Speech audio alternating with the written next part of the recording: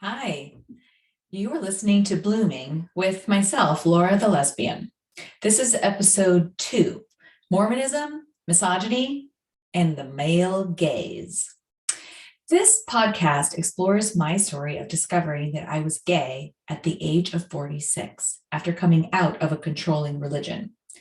The podcast is for late blooming queer people, their spouses, family, and anyone seeking a better understanding of themselves and humanity.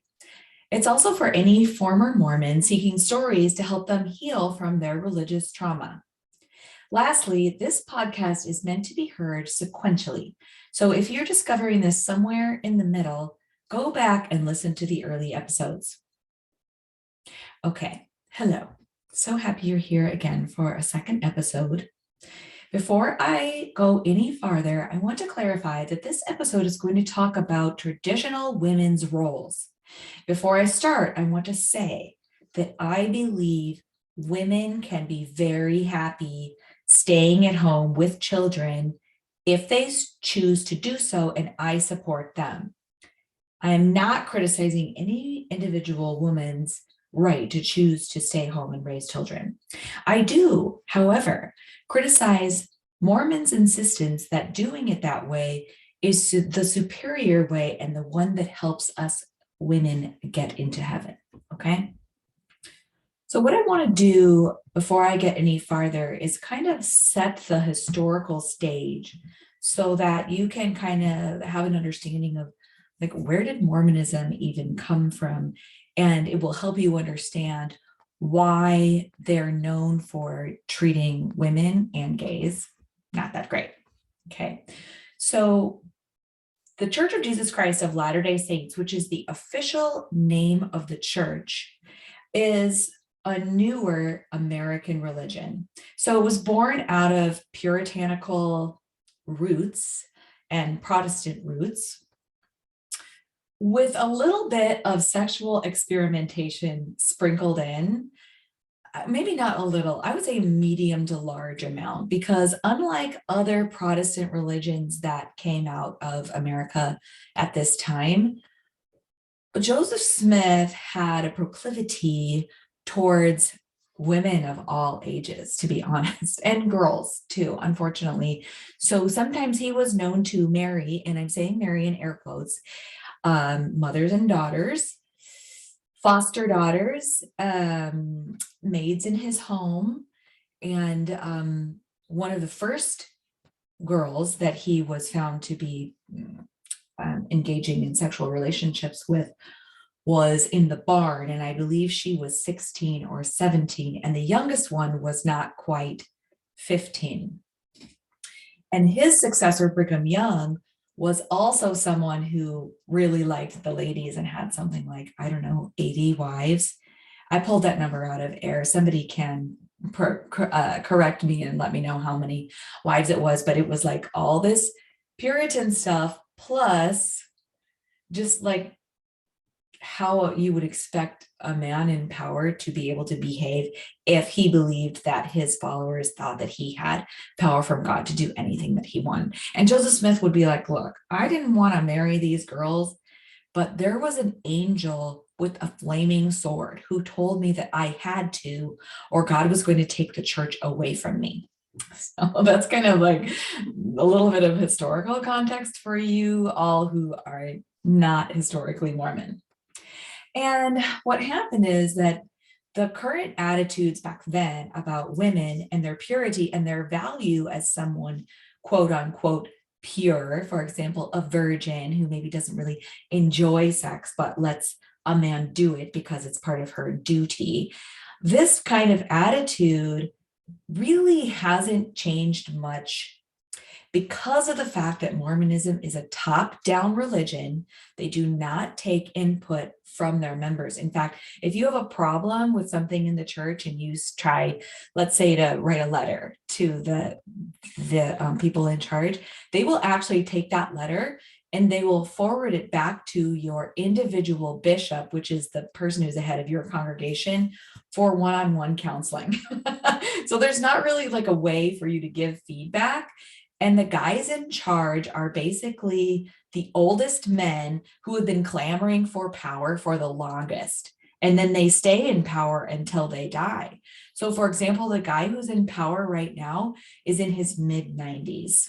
And so he was born in 1930, 1935, something like that, and grew up expecting women to be the way people in the 30s and the 40s did, right? So this is the context for part of our problem with Mormonism, is that as our society as a whole has come some way towards equality for women, choices for women, the guys in charge aren't hearing we Gen Xers, millennials, Gen Zers, they're not hearing those messages because they're ensconced in their power up at the top and they're good with the way it is. It's not hurting them at all.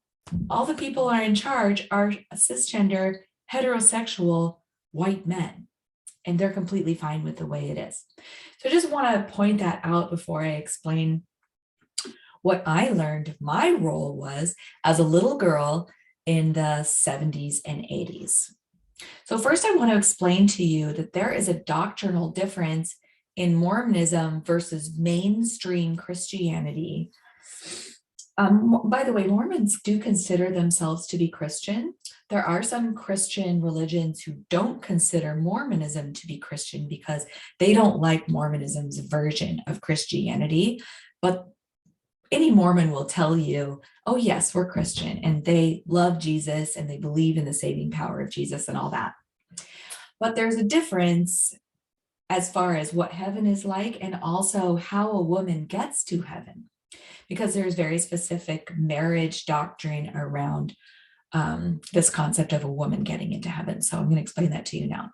So the way a woman is able to go to heaven is that she needs to get married first to a man in the temple. And they call that a man taking you to the temple. They use a very passive language. So we were taught as 11, 12, 13, 14-year-olds that we need to define a man to take us to the temple. And that was a euphemism for getting married.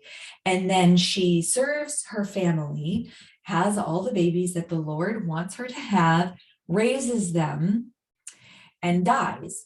And then her husband uses the super secret temple name that she got in the temple. That's another subject. I'll tell you another time.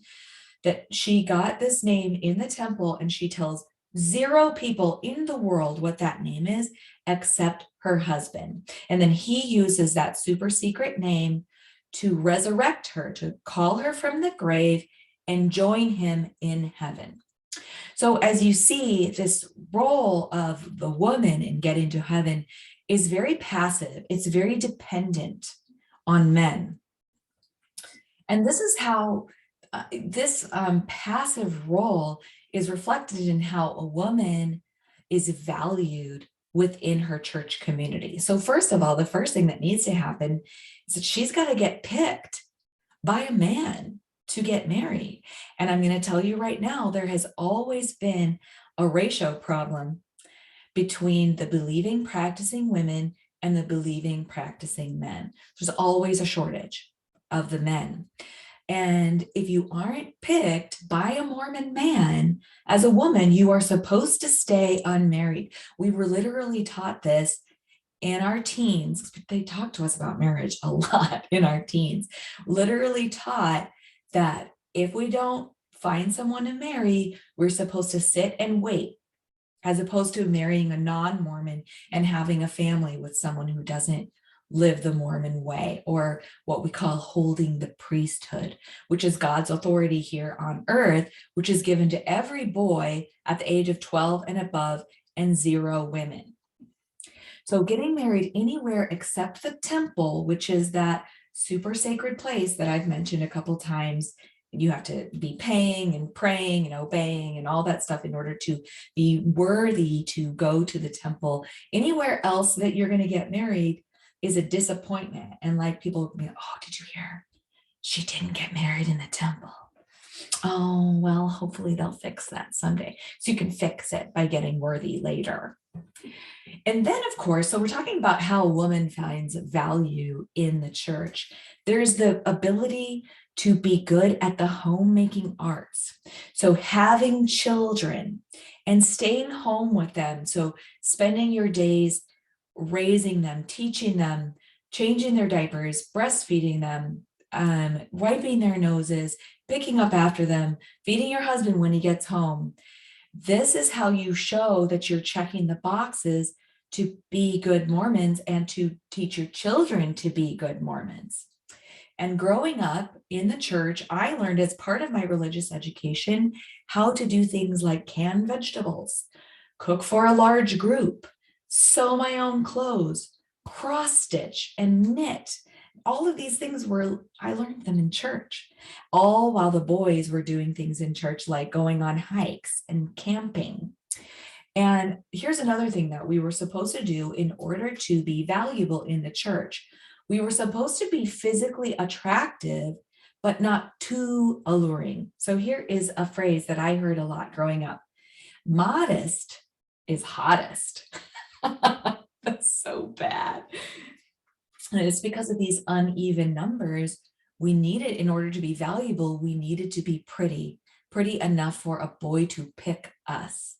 And this modest is hottest attitude, unfortunately, really contributed to rape culture in our church, where if you looked too good, then you had to bear some of the responsibility if you were abused by someone. And I can even point you to specific talks given especially by this guy named Richard Scott, or Mormons would call him Richard G. Scott, because if you say the middle initial, then for some reason they're more important. Richard G. Scott would get up during the church-wide meetings and he would say, sometimes people who were abused decide that they have some culpability in the abuse and they go and confess to their leaders so they can clear that up and be worthy again. Seriously, this, you can watch it on the internet today if you want to. And then as part of being not too alluring, Mormons have modesty standards that include covering the shoulder, covering the legs down to the knee, and of course, not showing any cleavage or any of your back or midriff. The cleavage was an especially big problem for me because I inherited a very large chest, and it wasn't from my mom's side of the family. Everyone on my mom's side was like the little tiny titties, which are so cute. I got no problem with little tiny titties. I think all boobs are great. But these came from my dad's family, from like my dad's grandma. And so nobody in the family knew what to do with these big boobs and how you could get them covered up properly. Oh my goodness, swimsuit shopping was the worst with my mom. First of all, we were poor, so we could only afford certain swimming suit styles. And then she was just so embarrassed that my boobs were just falling out of any swimming suit that I tried on. And she wanted to support me. You guys, she was doing her very, very best, but the cleavage was a problem for me. And then also we talk about sex and sex rules about marriage. So we were taught over and over again that sex was something that you did. It was how you expressed your sacred power of procreation that was a gift from God. And sex before marriage was a sin that was second only in seriousness to murder. There's all these really shitty things that you can think of that humans can do that are sinful. And so shove the having sex with somebody right on top of all of those minus actually taking someone's life. And then, of course, after marriage, what we were taught was that if we would wait, then it would totally be worth it. Wink, wink, wink, right? Then we were supposed to be able to do whatever we wanted with our spouse. And it would go from being completely forbidden and evil to amazing after that ceremony and God's stamp of approval in the temple. So the plight of the unmarried woman. This is really, really important. This takes, if you can help understand this perspective of mine, it will help you so well to understand some of the decisions that I made in my life. If you didn't get picked, things were going to suck for you. Okay, because you were going to have to be alone. And just in case I didn't mention this yet, not only are you not supposed to have sex before you get married, but you're definitely not supposed to, take care of that yourself. So if you're an unmarried woman, you ain't going to be having no orgasms, but you're supposed to get your education. Okay, so just in case nobody picks you, you get your education. And then you just kind of wait in limbo, in like marriage purgatory, waiting to see if maybe like a widower or a divorcee might have you later. And then as an unmarried woman, you're supposed to keep serving those who do have families, since they're the ones who are doing it right. So you might be an amazing aunt, or you might babysit for the parents of children who want to attend the temple. Definitely serve in your ward, which is your congregation. Like, you're supposed to wither away as opposed to having an amazing life on your own. And when I saw that, I was super scared because, guys, I already knew what an orgasm felt like since I had, disobeyed that one rule. And I didn't want to spend my life wishing I could experience that. And because I didn't have any experience with men, I believed that marriage was the conduit to being able to experience that sexual pleasure. And it never even occurred to me once that having sex with a man might not feel as amazing as what I experienced on my own, because I didn't have any experience and I wasn't supposed to until after I had already made the sacred and legal promises to one man. Okay. So this brings me to what I like to call the male gaze. And I'm not referring to the group of men who are gay. I'm talking about gaze as in what the men see with their eyes. Okay, so y'all, I craved the approval of men. I longed so badly to have a man look at me and think that I was good. And I think by now, since I've explained to you all of the things, all the ways that a woman does a good job in the church, you will understand why I valued it so much. And that value felt like a strong emotion inside of me that distracted me from my own actual sexual orientation. And when I didn't get approved of, it hurt so bad. I have to tell you that between my boobs and my my awkwardness and having all these different messages sent to me about how I should be as a girl and a woman, and then like I didn't have any cute clothes or the right clothes that my peers might think was amazing, I did struggle to actually get any attention from any boys. I didn't see myself as pretty, and I don't think they did either, to be honest. Like, I didn't think I was. And one time, these types of things happen on a regular basis, but one time I remember I was at a dance and there was a boy that I thought I sort of had a little bit of a shot with. I won't say his name, but I will say that I'm still friends with him on social media.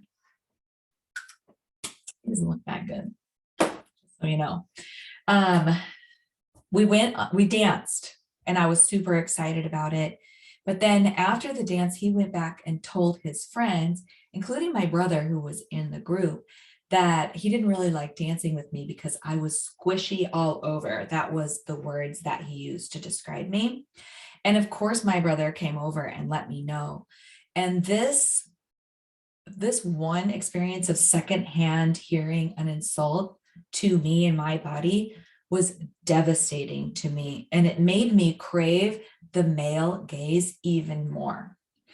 Another thing that was a problem, and this points to the generational trauma that Mormonism placed into the women, because this competition thing for men's attention didn't start like 10 or 15 years ago. It started way back when the polygamy was still practiced, you could be married, living with a man and having his children, and then one day he might bring home a fresh immigrant who's 19 and say, guess what, we've got a new wife in the family. So this generational trauma of trying to compete for men's attention started way before my mom raised me. She received the generational trauma from her mom, and her mom received it from her mom. So my mother pulled me aside when I was, I don't know, I was at the oldest, 14. And she told me that if I wanted to have boys like me, which of course I did, that's what I'd been taught to do, then I needed to lose weight.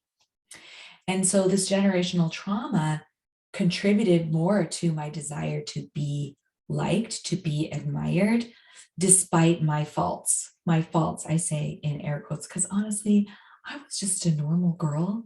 I just didn't see myself as a normal girl. And so if anyone did like me, I got super excited. And it was really rare to actually be liked, since I was so awkward. And then any attraction that I felt towards women was quickly set aside. So, maybe during one of my sessions where I took care of myself, I might have had a fantasy that I would occasionally indulge in, but then that was quickly, I would just slap my hand and put my attention back on what was important, what I had been taught to value, which was being admired by the boys. And any misattributed feelings, well, let me restate this. So if I felt excited seeing images of a woman, maybe there was like, the Sears catalog or a PG-13 movie where I saw a woman in a bra and maybe there was a little, nipple showing or something.